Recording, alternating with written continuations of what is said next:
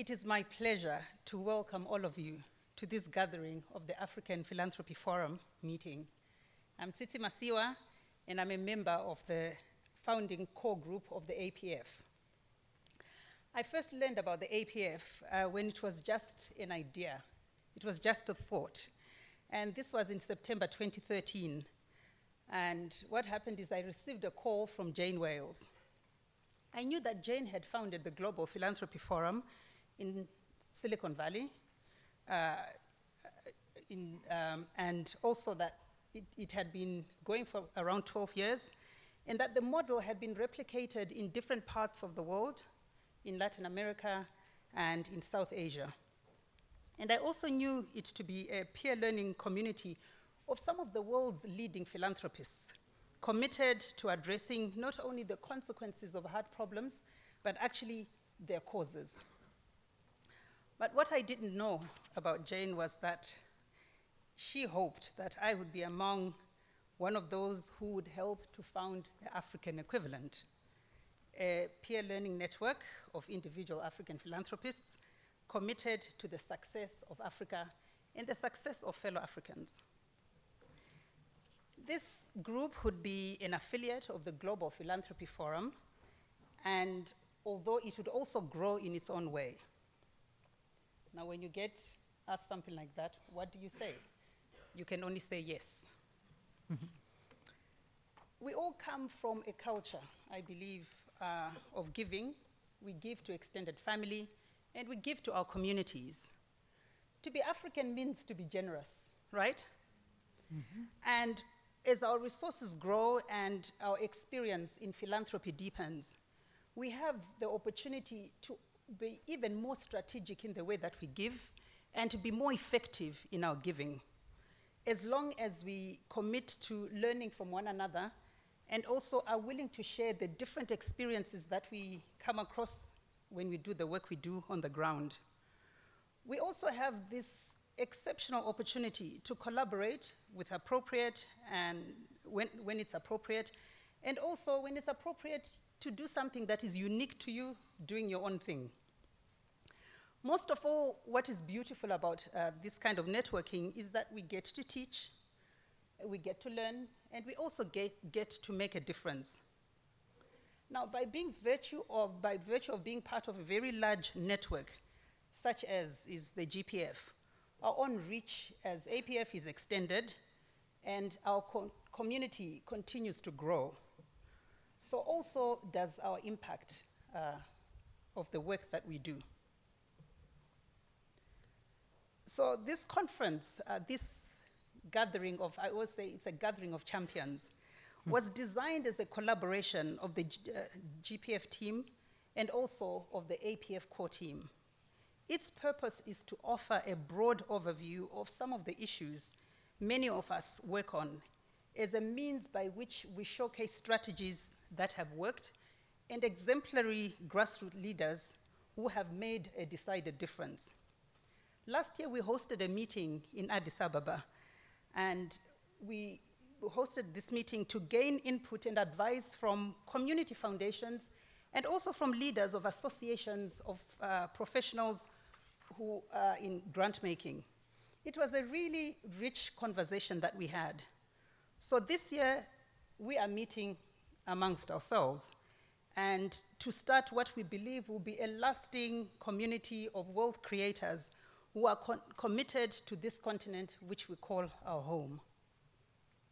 Now, before I turn to Jane for the first conversation of the day, I just want to say thank you so much to the core group, my fellow philanthropists. I want to say thank you to Manu Chandaria and James Mwangi of Kenya. Thank you very much to Kim Belosagi and Toyin Saraki of Nigeria. A big thank you to Hilton and Wendy Applebaum of South Africa. Thank you to Ashish Taka of Uganda. Thank you to Rita of Canada. Thank you, Jane. And now, Jane, would you please come to the stage for your conversation with Bob Collymore of Safaricom. Thank you. So by way of background, I have the opportunity to have a conversation with Bob Collymore, CEO of Safaricom in Kenya. But by way of sort of context, as we've moved forward with the APF, we keep thinking, Africa has had extraordinary success economically. 27 out of the 30 most successful economies have been growing at a kind of a breakneck pace, and that's, it's a combination of very smart policies, terrific talent, and some good luck. But even though the growth has been rapid and continues to be rapid, it's not always inclusive. And so the folks in this room and others who have been engaged in the African Philanthropy Forum come together out of conviction that philanthropy can change that equation, can promote far more inclusive development going forward. And Bob Collymore will be quick to agree that that no one sector can do that alone. Absolutely. That governments can't solve all problems, markets can't, even the most ingenious civil society organizations cannot, but it takes us all.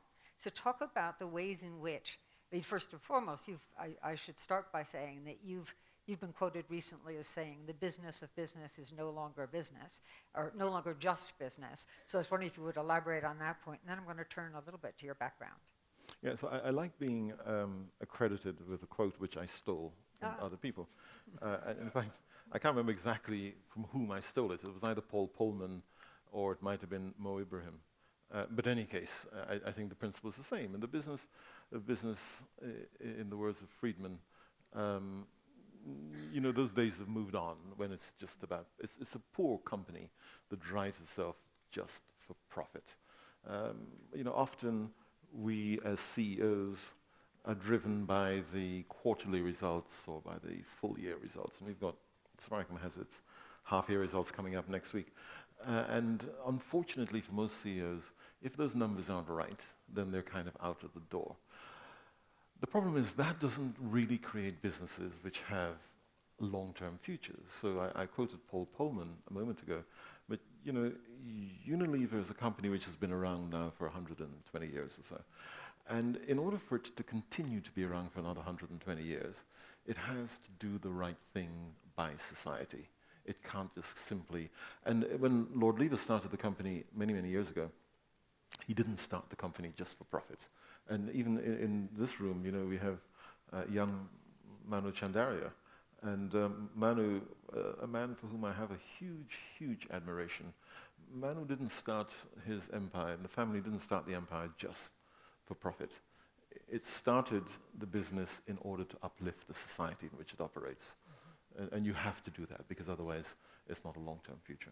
So you've been willing to proselytize on this question as well and to join forces with others. I know you've joined the United Nations Global Compact. Tell us a little bit about, its goal is in fact this room's goal, and that is inclusive development, inclusive growth. Say a little bit about the advantages of having businesses speak with one voice and live by the same standards. I think often we've seen many of the issues around injustices and inequities to be the role of government to sort out, or civil society or NGOs. But actually the place where wealth is generally created is in business. Governments tend to be more facilitators.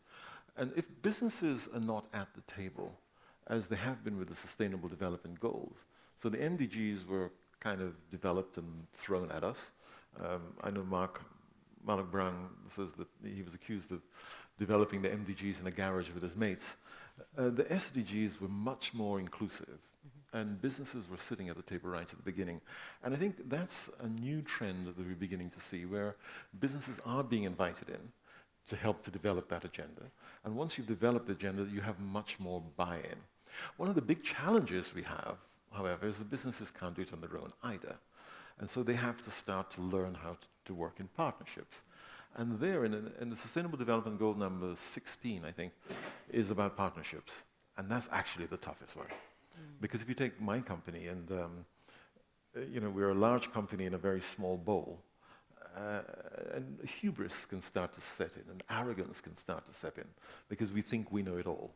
But we've got lots of projects which haven't worked, because we don't know how to deal with the partnerships, or our partners didn't know how to deal with that.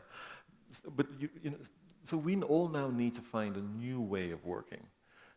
So let me give you some examples. We have a program which we started with lots and lots of partners, some of them have fallen out of it, to deal with maternal health. And we said that in Kenya, roughly 21 women die every day in childbirth, and that shouldn't be happening. So we use the technology we have. We develop an app, which you put on the mobile phone. You give it to a community health worker, who incidentally we've trained using a mobile phone. The health worker registers the rural mother when she becomes pregnant, gives her reminders and takes her through the whole pregnancy process. And we're seeing that we're getting some pretty good results. So when I say we included Safaricom, World Vision, AmRev, the government of Kenya. So lots of partnerships who came together to make that happen. But it was ugly trying to put that together. Very, very difficult.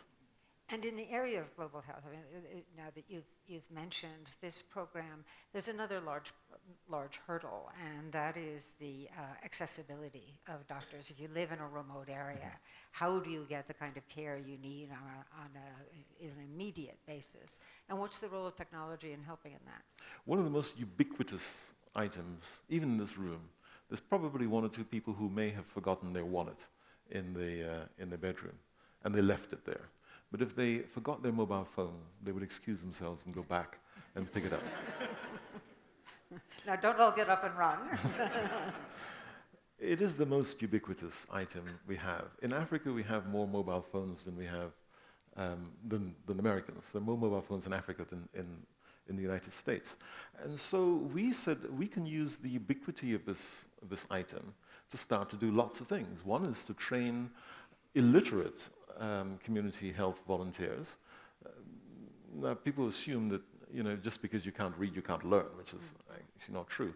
So we use voice and a simple voice phone for training them. We use.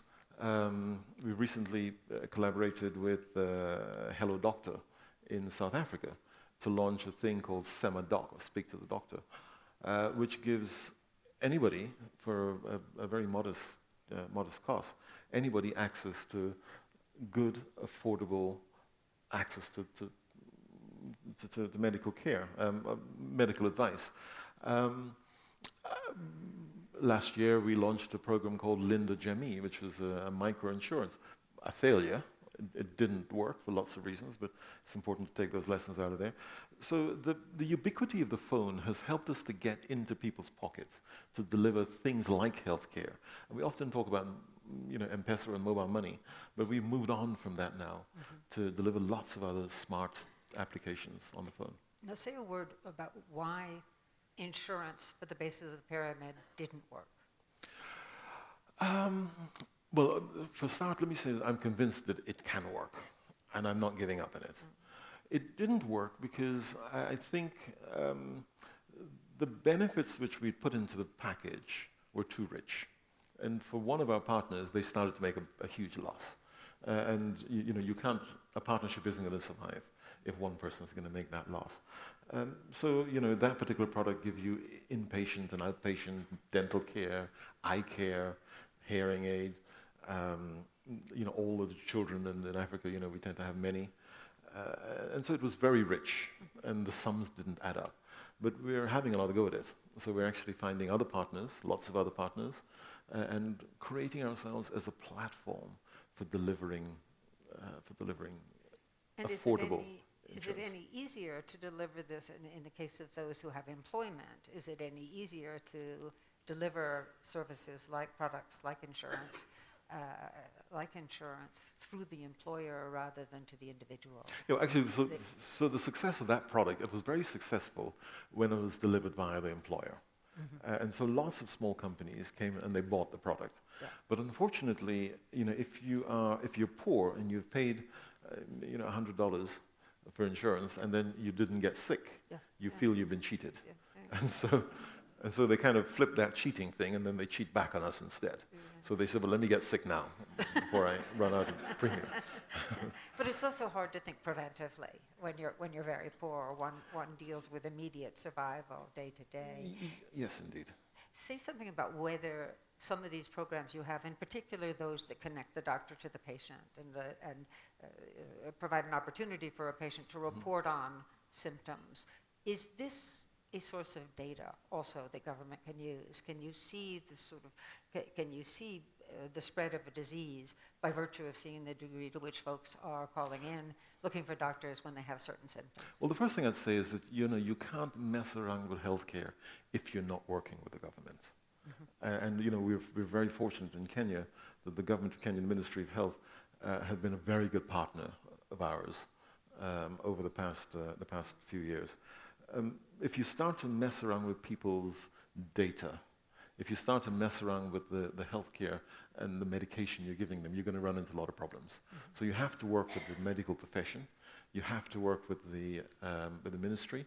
So the application that I talked about, which is called Jamii Smart, what that does is it captures the data for the patient. Well, she's not a patient, she's just pregnant. It captures her data. And for the first time, for these rural women, their data can be captured and stored on Safaricom Cloud and accessible to government. Because if you live in Turkana or Samburu, you're lost to the civilized world, as it were.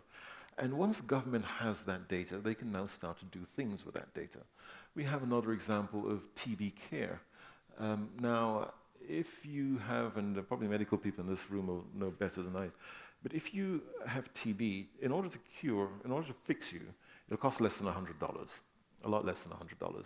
If you develop multi-strain TB, that cost runs from $100 right away up to about $20,000, $20,000 US, order of magnitude, so the number might not be precise. So it's important then to try to get a patient to take the medication to the end of its course. Because one of the problems with the medication is that you start to feel better quickly, but you've not been cured. And so we use the mobile phone to track adherence to taking the medication. And one of the reasons why people don't, another reason why they don't, is because the cost of transport can be prohibitive.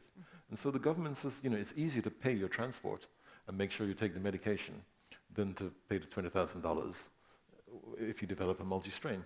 And so we track when they take the medication because they have to go to the clinic. We then disperse the cost of the transport plus a little bit more, which is then a motivation for you to go take the medication. And the result is the ministry now has access to all information, can now develop policies and frameworks for dealing with the issue and can track where the diseases are much more effectively than if they're relying on pen and paper. Yeah. Now, working with governments can have the effect of building state capacity, capability. And we all know, watching events in Syria or next door, at the DRC, that when a government fails, when a government is weak, failing, or actually fails, that's the most dangerous moment for individuals. Say a word about the role that technology can play, that business can play, that we can all play when it comes to crises, whether they're man-made or an earthquake, right, or nature. What role does Safaricom and Vodafone play? Well, the role that technology plays, and I know you have Juliana Rotich in one of the sessions later this afternoon. Yes. So Ushahidi gives us the ability to track quite a lot of stuff. And I think if we deployed Ushahidi in the Ebola-struck nations earlier, they could have got it under control because you can now start to track the movement of the disease. Working with government is not always easy. It can be very, very trying sometimes. They work at a very different pace to the private sector, and so it takes a lot of patience. Governments in many parts of the world also has a propensity for corruption as well, and often they prefer to have a more opaque environment in order to protect the kind of corrupt activity. So that can be a little bit difficult. But what technology does is it gives you more transparency. It can help the citizen to hold its government to more accountability. And that's really important. because there's also a degree of anonymity in terms of reporting. And so in Kenya, for example, we're just launching e-government, and e-government is a broad term which holds its government to account. It's not always that successful. It holds the government to account. It can see where the money is being spent or not being spent. And the citizen, from the lowest right away up to the president, can have access to information via the palm of their hands. But they can also access services that way, presumably. Not the same program, but the same technology. Yes, they can. Yes, they can. So access to lots of these services via, and I keep coming into the mobile phone because the mobile phone is, not just because it's my business, but it is the most ubiquitous thing there is. Let me give you another example of access, of how it's playing a huge role with refugees. I'll give you two examples. One is the World Food Programme. Now, the World Food Programme, in order to deliver food aid, they have to buy the food, they package the food, they get an airplane, and they go and they dump the food out to the back of the airplane. Huge logistic cost. And for the refugee, you have the indignity of having to eat the food which is given to you. What we've done with the World Food Programme is to deliver the phone, even I've left my mobile phone across there, but we've delivered the food aid, the food voucher, on the mobile phone. So you've got rid of that whole logistics cost. You've also restored dignity to the refugee, because now the refugee can decide where they want to spend that money. Now, the money can't be spent on bear. It has to be spent on food in specific outlets within the refugee camp. So it reduces the logistics costs for the World Food Programme. It restores dignity to the refugee, so they can now choose what they want to eat. And incidentally, if you're a refugee, your $30 a month will stretch a lot further than the $30 voucher that you get from the World Food Programme. And thirdly, and very importantly, it creates economic activity in the refugee camp, because now there's a shop which will sell food. So that's one of the examples that technology is making that much of a difference. Now, we in Kenya, we've got a couple of very large refugee camps. One is Dadaab, and the other is Kakuma, as you know. And in Dadaab, it is so primitive. If you go there, it's like being back in the 19th century. You can't have fixed structures, for example. And we decided to put 3 cell towers into Dadaab. And we also decided to give to the children a tablet, a low-cost tablet, and free internet access. So immediately you move those children from having 19th century education, they don't even have chalk and talk, to now having access to any information in the world via a tablet. But when we looked at those 3 cell sites, as a company, those 3 cell sites are in our top 10 revenue earners in the country. And so we come back to this thing about philanthropy. When you think about philanthropy, you always think about writing a check. And I was watching Strive's video on Why Give. And Strive said it's not just about writing checks. It's about having a different mindset, having a mindset which says the role of business, your opening question, the role of business is more than just making profit. And if you get that mindset, actually, you will make a profit, because we are the most profitable company in East Africa. But not because the CEO, me and my predecessor said, let's just go chase after profit. We say, how can we fix society? It's in a small way, but how can we fix problems in society? And sometimes you make money and sometimes you don't. And it's not always apparent to the investors that this is going to be such a wise idea. Not at all. So when you were in New York in late September, you were there at the table with the Sustainable Development Goals, as you mentioned. You have very much aligned the company to those goals. What do your investors have to say to that? So it's a mixed bag. And I was sitting at a lunch with John Chambers from Cisco. And I said to John, the problem we have here is that investors don't get it. So tomorrow, Wednesday, I'm going to talk to investors about this. And he says, Bob, be careful. Speaking as one CEO to another, let me tell you, I have the scars on my back. He says, they will buy the story until the first quarter when you deliver bad results. And then they'll fire you. He says, so be very careful how you position that. So I then spent the day walking around New York meeting some of our investors, and there's some fantastic investors, like BlackRock, for example, that absolutely get it. But by and large, the investors were a little cautious, They didn't kind of get the Sustainable Development Goal. And for the life of me, I don't understand why they don't get the Sustainable Development Goal. Because if you're a pension fund investing, what's really important is that this company you're investing in is going to be successful in 20 years' time. However, I then got on a flight and I flew to Stockholm and met some investors there. And it's a kind of chalk and cheese, because the Northern Europeans, especially the Nordic countries, absolutely get it. And they can almost recite the 17 sustainable goals off the back of, because they know it and they know why it's important to do. So I think we still do need a lot of work with investors, and it should be the other way around. It should be the investors demanding of me as a corporate leader, not me as a corporate leader trying to explain to them why they need to look beyond just the quarterly results. Now, there are two other constituencies to think about. One is the customer, how they feel about your company, and the other are the employees. Is there a sense that you need to be a purpose-driven company in order to attract and retain the best employees? Is there a sense that you need to be seen and understood to be purpose-driven in order to encourage customers to do business with you? Conventionally, people look at employees as a resource. I hate the word human resource. I mean, they're people. And people are motivated by the same thing. They're only motivated by money in the absence of other things, in the absence of purpose. There's nothing like purpose. And if you can have a purpose-driven organization, you will have a more highly motivated workforce than if it's just a company driven by numbers. And similarly, customers care.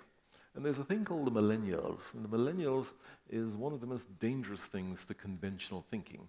Because millennials really care about values, not about value. And the phenomenon hadn't really reached the continent yet. See, he didn't forget his mobile phone. That phenomenon hasn't really reached the continent yet. But if you go to the US and you go to Europe, you can see it and you can feel it. You can feel why these millennials, these people who were born between 1982 and the turn of the century, why those people are holding you to account. They want to know what is the carbon footprint of the banana that you serve to them. And that really matters. And actually, you know what? It really does matter. It really does matter that this bottle of water doesn't have to be shipped all the way from Fiji to be consumed here in Rwanda. And they want you to tell them how that's being done. And so I think that the consumer is increasingly demanding that we do embrace those goals. And, whether it's about poverty eradication, it's about social injustice, young people care a lot now. Or forced labor, of course, which is a huge issue in some industries. So talk a little bit about your supply chain and your hiring practices. You've got about 50-50 women in your company. What does it look like down the chain? So it's up the chain that matters, because down the chain it's always easy. Everyone who gives you the 50-50 number, they're being slightly deceitful, because at the bottom of the chain it is probably 80-20 in favor of women. But so you have to say, in the boardroom, what is that mix? In the executive suite, what is that mix? And for me, it's not there yet. I must remember the numbers. Joe can probably tell me. Joe's in the audience here somewhere. But I think we have 5 out of 11 of my executive are women. And, I still say that that's not 50%. It has to be 50%. And why is that important? It's important because... It's at 5.5. We simply... Yes, it is. I think it might be 5 out of 12, actually. But it's important because you make better quality decisions if you have a more inclusive and diverse workforce. And it's not just about gender. It's also about age. And I pick on Joe because Joe is the oldest member of my executive team. Where is he? He's there. He's 6th the next birthday. It's important to have young people sitting at that executive table. And by young people, I don't mean 40-something. I mean 20-something. And old people. It's important you have people who have disabilities. It's important that you have someone who's sitting there who understands what it's like to be blind. And so when I deliver my services, I'm addressing people who are visually disabled as well. ethnicity in a place like Kenya, actually across Africa, ethnicity is also very important. Race is also important. So diversity and inclusion plays a very big role for us, not just in the company, but I also want to know if you're in my supply chain, I want to know what are you doing about those issues. Child rights is something that we're really big on, and we actually have a child rights policy in the company. We said, let's not just deal with this by accident. Let's define what it is we want to do to defend the right of the child. Because, that convention was signed up to 21 years ago or something, I can't remember now, but a long time. And those rights are still being hugely abused. And people often say, well, as a business, why do you care? You just care that, they're not in your supply chain. Well, I do care because when I see a child on the side of the street and he is 7 years old and he doesn't have parents and he doesn't have healthcare, he doesn't have education, and I say to myself, in 15 years' time, does this child represent to my company a market opportunity or a threat? You don't have to be that smart to figure out that that's a problem. If you don't deal with it now, you will have a problem in 15 years' time. And so, we do quite a bit of advocacy work around this space, both in our supply chains, our partners, but also our friends, to bring them along with us. Now, many of us in the room and beyond are seized of what's referred to as the jobs challenge, a situation in which there are many unemployed, many job seekers in search of opportunities, and there are many employers in search of employees that are qualified for the jobs they have. What is the role of the private sector in providing that training that enables, and I'm thinking particularly in the high-tech sector, that provides that training that enables these talented young people to come online, giving them the skills that they need for the job that awaits? So I think we need to be careful when we think about jobs, because to come back to millennials, I don't think the millennials really care about jobs. They don't want to work for you anymore. They want to work for themselves. And they want to work when they want to work. And as a company, you're going to have a problem because you want them to come in at 9 and leave at 5. And they don't. They want to work at 3 o'clock in the morning because that's what suits them. And, well, why not? And so we need to start to change our mindsets as the private sector, as companies, to how we deal with them. We need to move away from hiring and having them on a contract for us to simply having access to those people. Because those people want to have the freedom to do what it is they want to do. If you take Uber drivers, and every Uber driver, and, Uber is one of my favorite companies, every Uber driver, every car that I get into, I always talk to the driver. And I always say, how long have you been doing this? I've been doing it for 8 months, 2 years, whatever. And so how do you find it? They said, it's fantastic. And what's fantastic about it, yes, they're earning a little bit more money than they did before, but they have the freedom to work when they want to, how they want to. And there's a framework in which they work. So I think we need to create a different kind of environment rather than to create jobs. My company only has about 4,500 jobs. But actually, if you look at the amount of opportunities that we've created through things like M-Pesa agencies, KPMG has just done some work for us, is finalizing some work for us, and you'd see that we would have created employment opportunities, not necessarily jobs, but employment opportunities for, I think it's nearly 750,000 Kenyans through lots of the stuff that we're doing. So yes, I think we do need to do some work in upskilling people, but we need to stop thinking about giving them contracts of employment. So Uber, Airbnb, TaskRabbits, they're all based on the platform of a mobile phone. And we're seeing more and more people piece together a living with multiple jobs such as that. But they don't get benefits.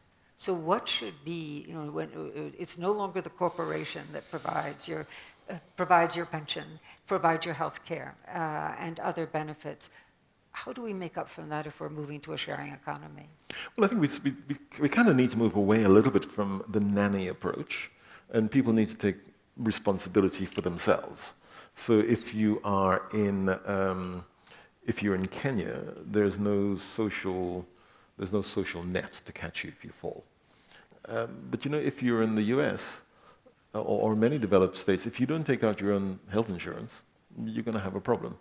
So I think we need to give people responsibility for themselves, for dealing with it, and not trying to nanny them too much. because there's only so much that the government will do, and there's only so much that the private sector will do. I come back to the Millennium Development Goal, so the Sustainable Development Goals, and I think it's really important that the citizens start to get a grip on those goals and start to understand, what are their rights and how they need to hold political, corporate, religious leaders to account for delivering a lot of this stuff. So back to, to training for a second.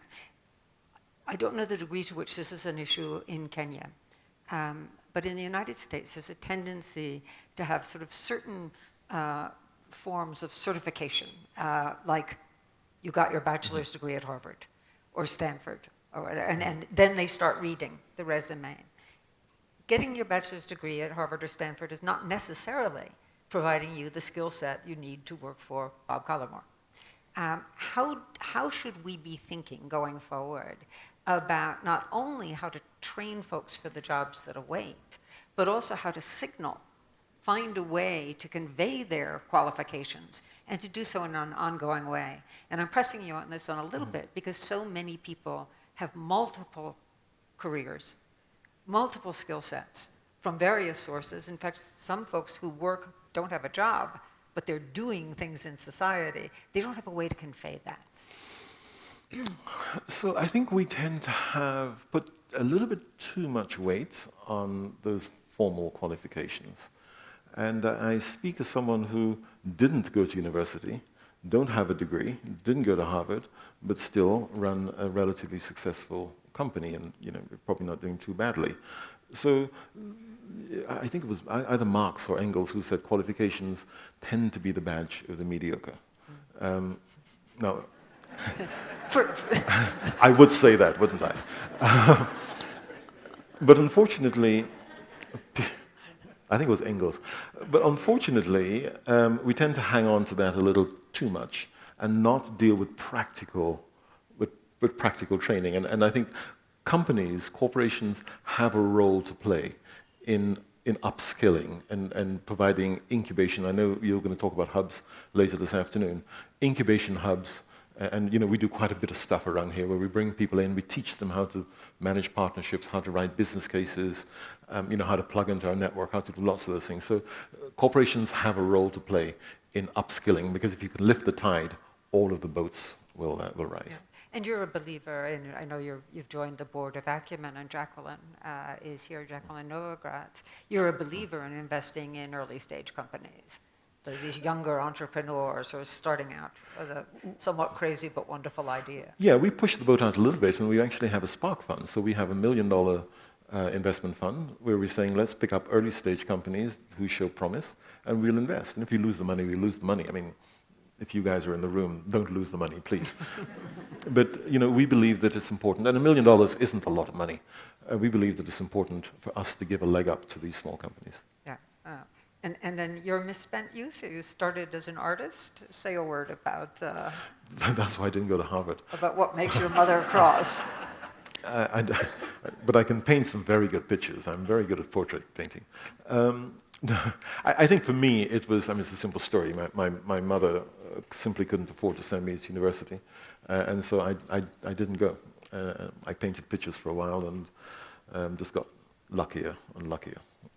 And her view of the matter?